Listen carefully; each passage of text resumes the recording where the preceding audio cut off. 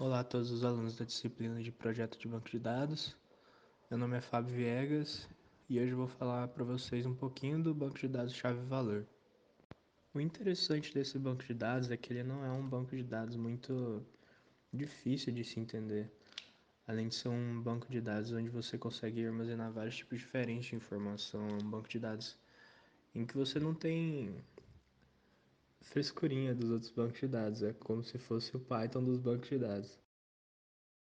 De fato, isso faz com que o banco de dados possua muitas semelhanças com o banco de dados relacional, mas sem tanta complexidade e exigência na parte de estruturar os esquemas e as tabelas do sistema. E por ele ser muito simples, chega até a ser difícil encontrar conteúdo dele na internet.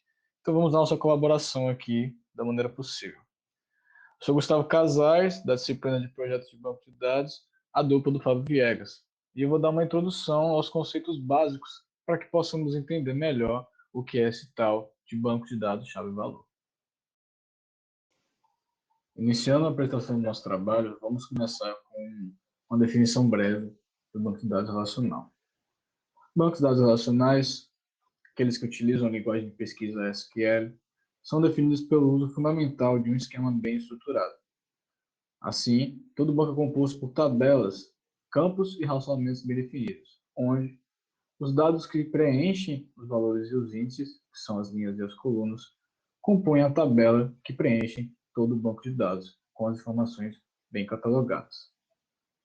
Nesse modelo, o aplicativo que gerencia o banco de dados tem apenas o trabalho de inserir o conteúdo necessário, definindo apenas o tipo de cada um desses dados que serão acessados. São providos uma estrutura de dados no banco, com uma série de mesas cheias de espaços com tipos bem definidos.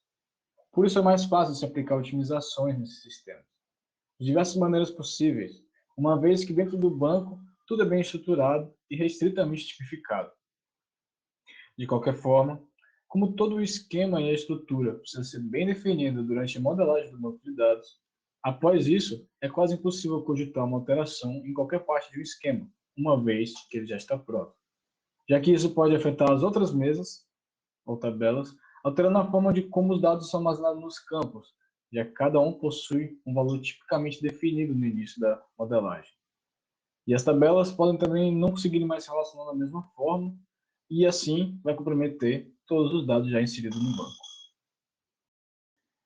Bancos de dados NoSQL ou NSQL são tipos de bancos de dados, tecnologias e ferramentas que não são apenas NoSQL, não seguindo necessariamente a lógica relacional. Esse tipo de modelo não relacional começou com o significado de NoSQL, ou seja, excluindo as características que compõem o banco de dados relacional. Mas atualmente é mais utilizado de maneira usual para se referir a não apenas SQL, o que significa que ele utiliza da lógica relacional, mas de uma maneira que não atrapalhe ou limite o armazenamento de larga escala e permita uma tranquila escalabilidade do banco de dados.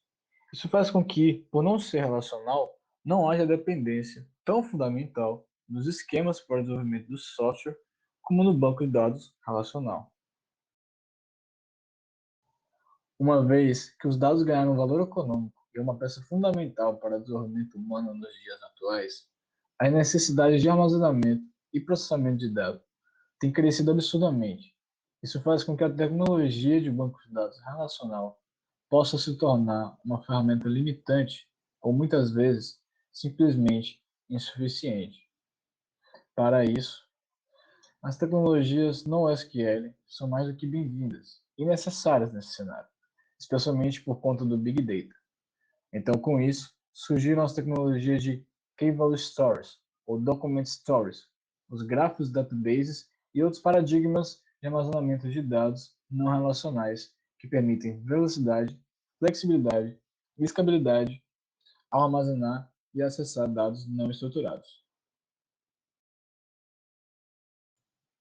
Já no NoSQL, a falta de bloqueios e estruturas rígidas permite a escalabilidade horizontal com facilidade e eficácia, evitando o aumento da concorrência, que acontece no outro modelo.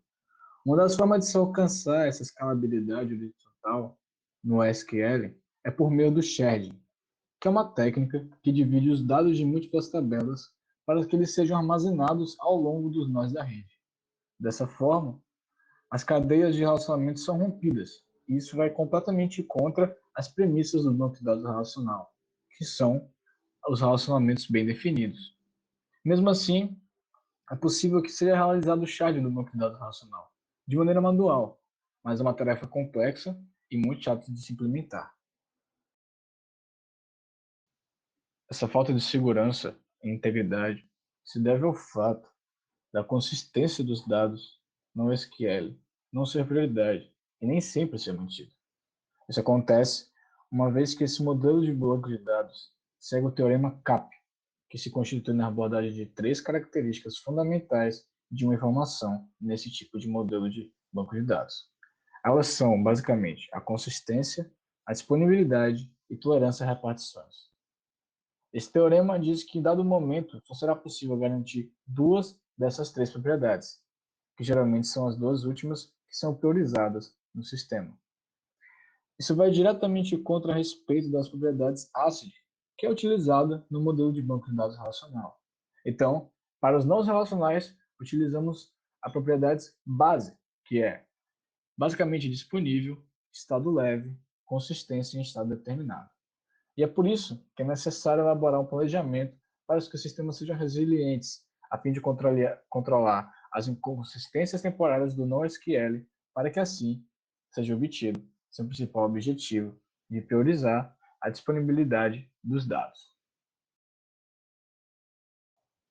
Para que isso ocorra, os bancos de dados NoSQL apresentam características que lhe colocam em diferencial com o banco de dados relacional.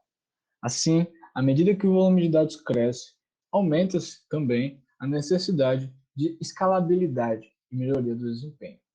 A escalabilidade horizontal é de todas as possibilidades para essa solução a mais viável. Para isso, são necessárias várias threads e os processos para que uma tarefa seja criada e distribuída. Não é como se o banco de dados relacional não fosse capaz de escalabilizar. Eles são capazes, mas de uma forma nada fácil e nem um pouco prática. Uma vez que nesse modelo de banco de dados, diversos processos se conectam simultaneamente em um mesmo conjunto de dados, gerando uma concorrência alta, o que aumenta o tempo de recuperação e acesso a esses dados na tabela.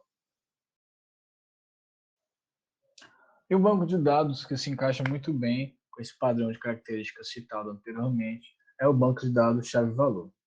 Ele é um sistema de armazenamento e manipulação de dados que gerencia arrays associados. Ele geralmente é muito utilizado em jogos, publicidades e também nas internet das coisas.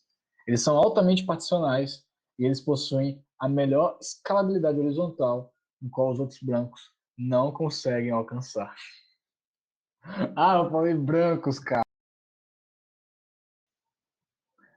E um banco de dados que possui esse padrão de características de bancos não SQL já citados é exatamente o banco de dados chave-valor. Ele é um sistema de armazenamento e manipulação de dados que gerenciam arrays associados. Ele geralmente é muito utilizado em jogos, publicidades e também na internet das coisas. Como eles são altamente passionais, eles possuem uma escalabilidade horizontal no qual os outros bancos nenhuns conseguem alcançar. O banco de dados chave-valor utiliza uma estrutura de dados conhecida como hash table. São estruturas de dados que implementam arrays associativos com tipos abstratos de dados. Eles servem para conectar as chaves aos valores, utilizando uma função de hash, que irá computar o index, também chamado de hashcode, no array de slots, onde pode ser encontrado, assim, o objeto desejado. A chave é o que nos permite encontrar o valor relacionado. E juntos com a chave e o valor, nós podemos encontrar o objeto específico. Mas lembre-se, são apenas as chaves que podem ser buscadas, enquanto os valores só podem ser acessados por meio das chaves a quais elas são relacionadas. Agora minha dupla e colega de classe, Fábio, vai continuar a explicação, se aprofundando um pouco mais em banco de dados chave-valor. Chaves são basicamente strings.